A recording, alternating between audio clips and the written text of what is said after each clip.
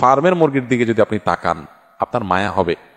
যে মোরগ মুরগি চঞ্চল ছিল, দৌড়ে এদিক সেদিক যেত, সেগুলোকে এমনভাবে তৈরি করছে শুধুমাত্র মানুষের খাবারের প্রয়োজনে, যে তাড়াতাড়ি বড় হয়ে যাও, অল্প দিনের ভিতরে খাওয়ার উপযোগী হয়ে যাও। এটার জন্য জেনেটিক্যাল ইঞ্জিনিয়ারিং করে এটাকে এমন একটা পর্যায়ে নেওয়া হয়েছে যে এটা এখন আপনার ওই সবচাইতে দুর্বল, সবচাইতে আপনার অসুস্থ কোনো রুগ্ন কোনো মুরগির চাইতেও দুরবস্থার মধ্যে থাকে। আমরা যে সমস্ত খাবার খাচ্ছি, এই সমস্ত খাবারগুলো বেশিরভাগই জেনেটিক্যালি মডিফাইড, জেনেটিক্যাল ইঞ্জিনিয়ারিং করা। নানাভাবে একটা খাবারের জিন, একটা ফলের জিন আরেকটার মধ্যে দিয়ে জেনেটিক্যাল ইঞ্জিনিয়ারিং করে সেটা স্বাদ পরিবর্তন, সাইজের পরিবর্তন, কালারের পরিবর্তন, অনেক কিছু করা হচ্ছে। এখন সমস্যা হলো, যেই খাবারের মধ্যে জেনেটিক্যাল পরিবর্তন করা হয়, ওই খাবার মানুষ যখন গ্রহণ করে তখন মানুষের শরীরেও তার প্রভাব পড়ে। শুধু শরীরে প্রভাব পড়ে তা না, মনস্তত্ত্বের মধ্যে প্রভাব পড়ে, চিন্তা চেতনায় প্রভাব পড়ে, এমনকি ইমানের মধ্যেও প্রভাব পড়ে। নানাবিধ দুরারোগ্য ব্যাধি এখন ঘরে ঘরে।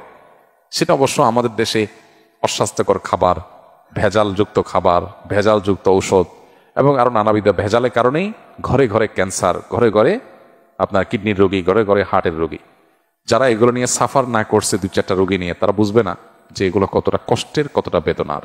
আপনি দেখবেন যে আসহাবে কাফের ঘটনা বলতে গিয়ে আল্লাহ সুবহানাহু ওয়া তাআলা বলেছেন, তারা যখন গুহা থেকে অনেক বছর, বহুকাল পর তারা যখন আবার প্রাণ ফিরে পেয়েছেন, তাদের মধ্যে তাদের কাছে আগের যুগের কিছু কয়েন ছিল, সেগুলো নিয়ে একজনকে তারা বাজারে পাঠিয়েছেন। পাঠানোর সময় বলেছিলেন, ফালিয়ানজুর আইয়ুহা আজকা তাআমা, এই টাকা নিয়ে বাজারে গিয়ে দেখো কোন খাবারটা সবচেয়ে বেশি আজকা। এই আজকার মানে শুধু হালাল হওয়া নয়, কোনটা সবচেয়ে বেশি পবিত্র, ফ্রেশ, অরিজিনাল এবং উপযোগী মানুষের জন্য, সেটা খুঁজে বের করতে আনা হয়েছে। এই জন্য আমাদের বাচ্চাদেরকেও যথাসম্ভব এই খাবার দেওয়ার ক্ষেত্রে এই জিনিসগুলো আমাদের খেয়াল করা দরকার। মানুষ যত বেশি প্রাকৃতিক খাবার খাবে, যত বেশি নেচারের কাছাকাছি থাকবে, যত বেশি মানুষ অর্গানিক লাইফ লিড করবে, যত বেশি অরিজিনাল খাবার মানুষের শরীরে ঢুকবে, তত বেশি মানুষের চিন্তাধারার ভিতরে প্রাকৃতিক চিন্তা থাকবে। প্রাকৃতিক চিন্তা কি?